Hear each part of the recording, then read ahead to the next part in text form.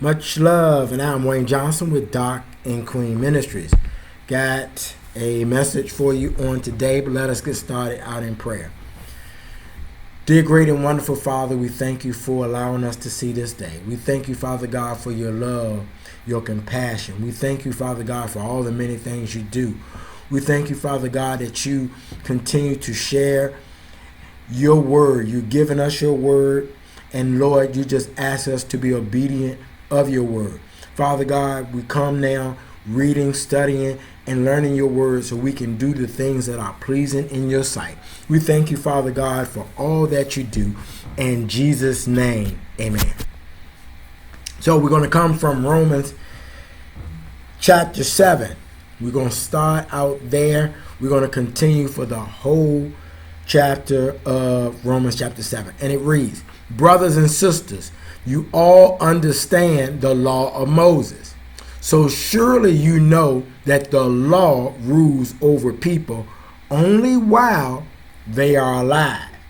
It is like what the law says about marriage.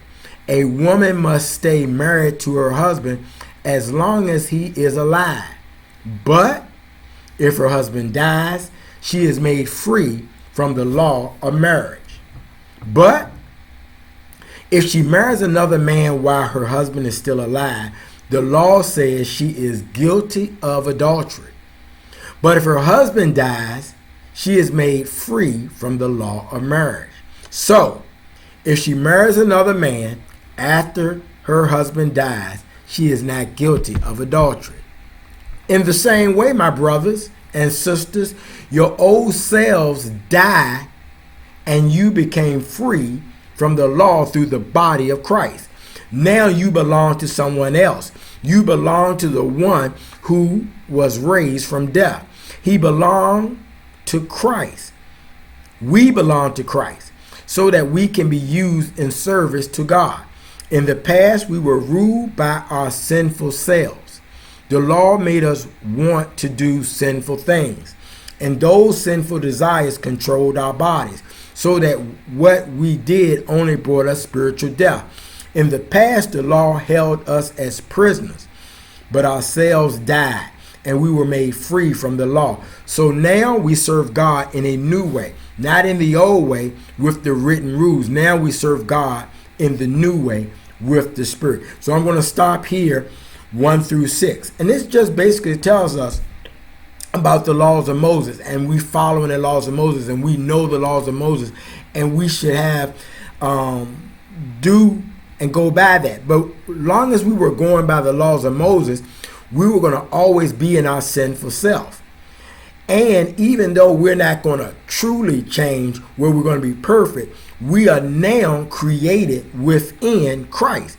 And the example he used was marriage, because they knew what the law said about marriage. As long as the husband was still alive, that wife could not marry somebody else, because it was a violation of the law. However, the law is only valid as long as that person is alive. So we die in Christ, and so the law isn't valid over us. We're now in Christ. So we live through Christ. And this also talks about, since we now live through Christ, because we died with Christ, we're not subject to the law, but our service is to God, not ourselves. And that's what we were serving at first when we were under the law. We were serving our sinful self.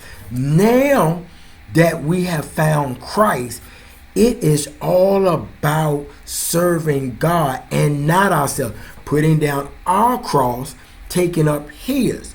And now we don't have to worry about spiritual death, because we are free from the law. We now serve God, and we should serve God in a new way, not the way that we were trying to serve him through the law, but now serving him in a way that we are reborn through Christ. Verse 7. You might think I'm saying that sin and the law are the same. That is not true. But the law was the only way I could learn what sin means. I would never have known it is wrong to want something that is not mine, but the law said you must not want what belongs to someone else.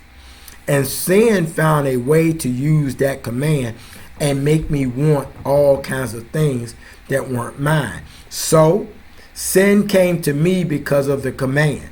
But without the law, sin has no power. Before I knew the law, I was alive. But when I heard the law's command, sin began to live. And I died spiritually. The command was meant to bring life. But for me, it brought death.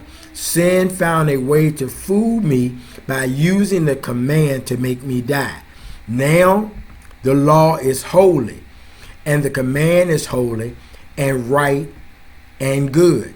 Does this mean that something that is good brought death to me? No. It was sin that used the good command to bring me death.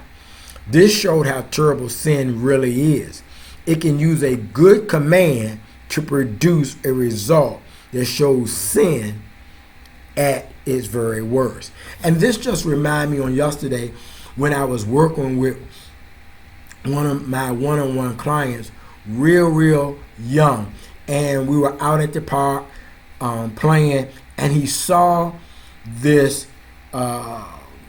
car that wasn't his, and he's real young, so he didn't really know better. He wanted to get in it, and so he went over to it, and I told him it wasn't his, just like this was read to us. And so he didn't see nothing wrong with it because it was there. Nobody was using it. He wanted to get in it, but I told him that it wasn't his. So he got in. I had to get him out. Now, this just shows us we needed the law to explain to us what sin is because we didn't recognize it. And so this is so huge.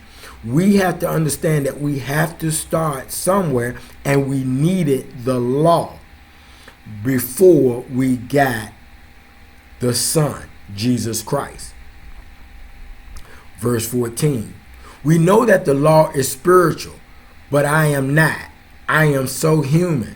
Sin rules me as if I were its slave. I don't understand why I act the way I do. I don't do the good I want to do, and I do the evil I hate. And if I don't want to do what I do, that means I agree that the law is good. But I am not really the one doing the evil. It is sin living in me that does it. Yes, I know that nothing good lives in me. I mean, nothing good lives in the part of me that is not spiritual. I want to do what is good, but I don't do it. I don't do the good that I want to do. I do the evil that I don't want to do. So if I do what I don't want to do, then I'm not really the one doing it. It is the sin living in me that does it. So I have learned this rule. When I want to do good, evil is there with me. In my mind, I am happy with God's law. But I see another law working in my body. That law makes war against the law that my mind accepts. The other law working in my body is the law of sin, and that law makes me its prisoner. What a miserable person I am.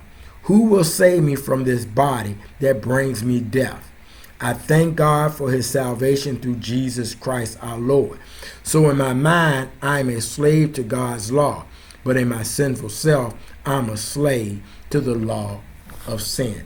And so this is the reason why we have to be reborn, because our body can't do what it needs to do. We have to be reborn again, because if not, we're going to be a slave to the law of sin. You make sure that you go study this chapter, Romans chapter 7. Very good chapter. Take care, God bless, and once again, much love.